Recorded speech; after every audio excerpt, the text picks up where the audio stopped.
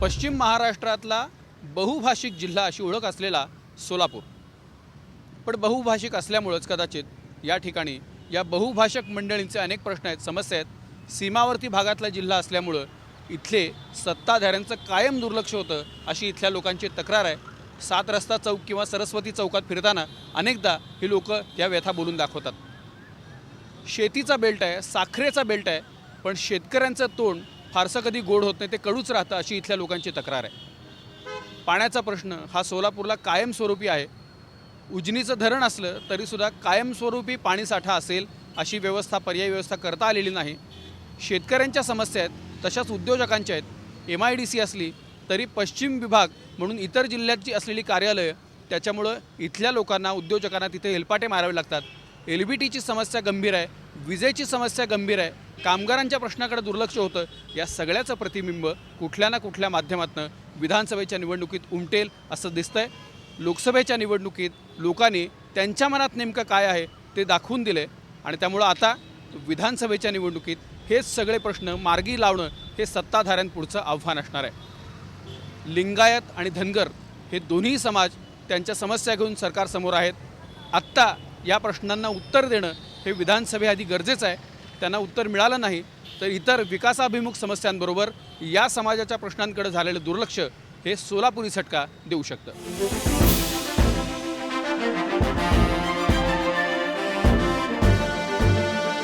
सोलापूर जिल्ह्याच्या राजकारणावर काँग्रेसच्या सुशीलकुमार शिंदेंबरोबरच राष्ट्रवादीच्या विजयसिंह मोहिते पाटलांचं वर्चस्व होतं, पण या वर्चस्वाची पकड हळूहळू सैल होत असल्याचं चित्र गेल्या काही वर्षांपासून पाहायला मिळतंय। त्यामुळेच सुशीलकुमार शिंदे यांच्या पत्नीला लोकसभा निवडणुकीत एकदा पराभव पत्करावा लागला होता। काँग्रेस आणि राष्ट्रवादी काँग्रेसची आघाडी असली तरी जिल्ह्याच्या राजकारणात तसं चित्र दिसत नाही।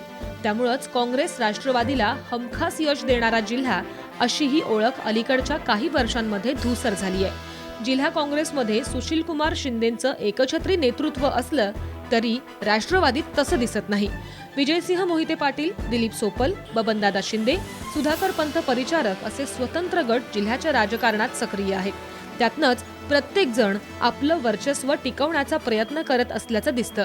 या प्रयत्नातनं आपण पक्षाचंच नुकसान करतोय याकडे मात्र कोणाचंच लक्ष नाही, कारण एकेकाळी 11 पैकी 10 जागा मिळवणारी आघाडी आता 6 ते 7 जागांवर येऊन ठेपली ही वस्तुस्थिती आहे। याचा परिणाम नुकत्याच झालेल्या लोकसभा निवडणुकीत पाहायला मिळाला।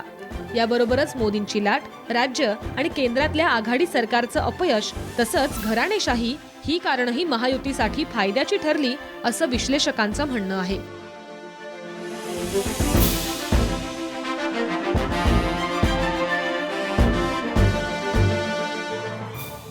पश्चिम महाराष्ट्रातला सोलापूर हा खरं तर सुशीलकुमार शिंदेंचा पारंपरिक मतदारसंघ। राष्ट्रीय पातळीवर अत्यंत महत्त्वाच्या राजकीय जबाबदाऱ्या त्यांनी पार पाडल्या। त्यामुळं सोलापूरच काय, महाराष्ट्रालाही त्यांच्याबद्दल अभिमान वाटत राहिला। पण त्यांच्या अनुभवाचा आणि अधिकाराचा उपयोग फारसा झाला नाही अशी सोलापूरच्या मंडळींची तक्रार होती। ती त्यांनी लोकसभेच्या मतदानावेळी दाखवून दिली। शिंदेंचा अति आत्मविश्वास नडला अशी चर्चा सोलापुरात रंगली होती, पण त्यात काही महत्त्वाचे प्रश्नही होते ज्यांच्याकडे दुर्लक्ष झालं। आता विधानसभेसाठी हेच प्रश्न पुन्हा चर्चेत येणार आहेत।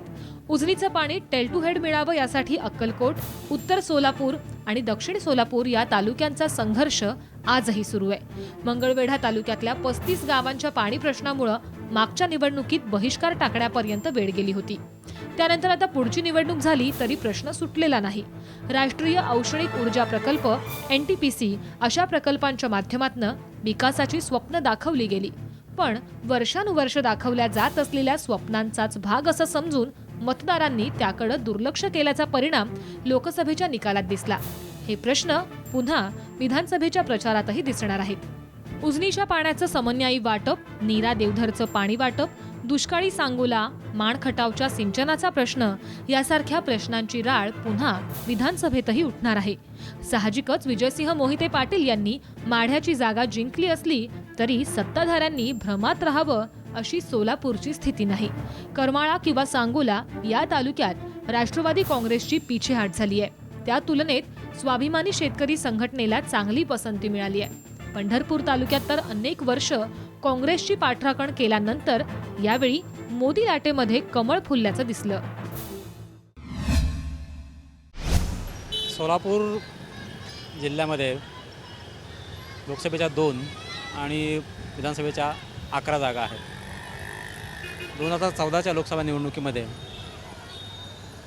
सोलापूरमध्ये केंद्रीय गृहमंत्री सुशीलकुमार शिंदे यांचा दारुण पराभव झाला आणि माढ्यामध्ये विजयसिंह मोहिते पाटील विजयी झाले. पण हा विजय अगदी निष्कलंक किंवा निर्भीड अशा स्वरूपाचा विजय नव्हता.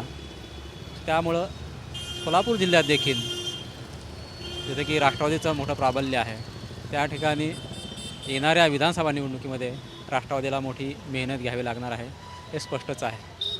लोकसभा निवडणुकीचे निकाल काय सांगतात आपण सुरुवातीला थोडासा उल्लेख करणं आवश्यक आहे. सुशीलकुमार शिंदेसारख्या मातब्बर उमेदवाराचा पराभव सोलापूरच्या जनतेने केलेला आहे. याचा अर्थ तिथल्या लोकांच्या मनामध्ये जे बेसिक प्रश्न आहेत, घराणेशाहीचा विषय आहे, विकासाचा विषय आहे, या विषयांवर तिथल्या लोकांच्या मनामध्ये खदखद आहे. शिंदे घराणं किती दिवस सोलापूरवर राज्य करणार, किंवा तिथल्या लोकांच्या मनामध्ये एक असा मनामध्ये त्यांची एक मानसिकता अशी आहे की बारामतीला शेजारच्या पुणे जिल्ह्यामध्ये तुलनेनं बऱ्यापैकी विकास होतो, चांगलं इन्फ्रास्ट्रक्चर उभं राहतं. पण अगदी शेजारच्या लातूर जिल्ह्यामध्ये सुद्धा इन्फ्रास्ट्रक्चर वाढलेलं आहे. पण कित्येक वर्षापासून सर्वाच्या महत्त्वाच्या पदावर सुद्धा आमचा माणूस असताना सोलापूरकडं एवढं दुर्लक्षित का, सोलापूर एवढा अन्याय का होतं. आणि हा जो मुद्दा आहे तो येणाऱ्या विधानसभा निवडणुकीमध्ये निश्चितच राहील. त्यावर कसा मात करायची यासाठी प्रयत्न सुरू झालेले आहेत. असं म्हटलं जातं आहे की सुशीलकुमार शिंदे यांच्या कन्या प्रणिती शिंदे यांना देखील यावेळेची निवडणूक जड जाऊ शकते. त्याचं कारण वडिलांचा जो झालेला दारुण पराभव, ते असलेलं वातावरण आणि विकासाचा मुद्दा. पण यावर कशी मात करायची म्हणून स्वतः आता सुशीलकुमार शिंदे सोलापुरात तळ ठोकून आहेत. आणि प्रणिती शिंदे यांनी आत्तापासूनच, म्हणजे आणखी इलेक्शन लागायला उशीर आहे तरी पण त्यांनी आता सभा सुरू केल्या आहेत, मेळावे सुरू केलेले आहेत. याचाच अर्थ याचा सिग्नल किंवा याचा संदेश स्पष्ट आहे की त्यांना मेहनत करावी लागणार आहे आणि त्यांनी मेहनत सुरू केलेली आहे.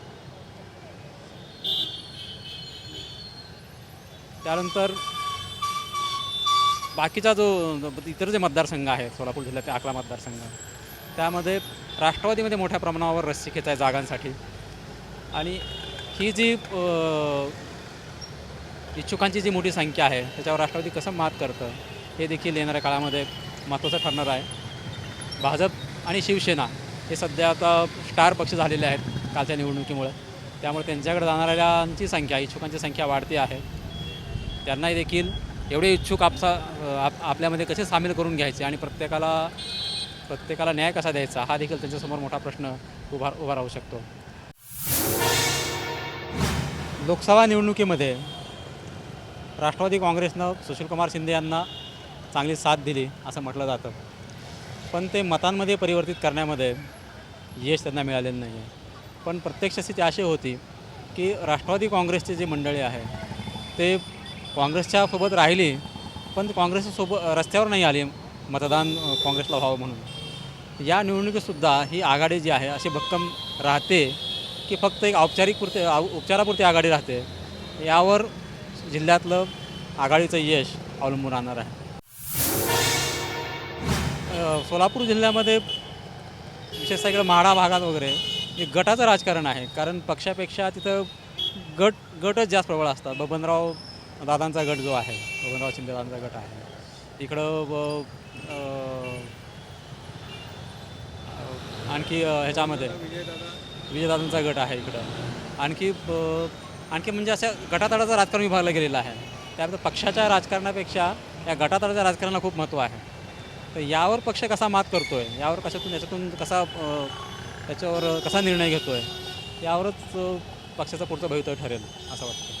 गट सोडून कुठले मुद्दे असतात की जे सत्ताधाऱ्यांना फायदेशीर ठरू शकतील किंवा त्रास देतील, विरोधकांना फायदेशीर ठरू शकतील किंवा त्रास देतील? हा, तर सोलापूरमध्ये जेव्हा प्रत्येक वेळी निवडणूक येते तेव्हा तो वरच्या भागातला जो मुद्दा आहे की 36 गावांच्या पाणी प्रश्नाचा मुद्दा आहे. तो गेल्या कित्येक वर्षापासून आहे तसाच आहे आणि प्रत्येक निवडणुकीमध्ये तो पुढे येतो. या निवडणुकीतसुद्धा सुशीलकुमार शिंदे यांनी या गावांच्या पाणी प्रश्न सोडवण्याचं आश्वासन दिलं होतं, पण त्यात ते तसा न्याय देऊ शकलेले नाही आहेत. यावेळीसुद्धा हा मुद्दा प्रकर्षानं पुढे येऊ शकतो. असे स्थानिक मुद्दे या निवडणुकीमध्ये खूप महत्त्वाचे ठरतील असं वाटतं.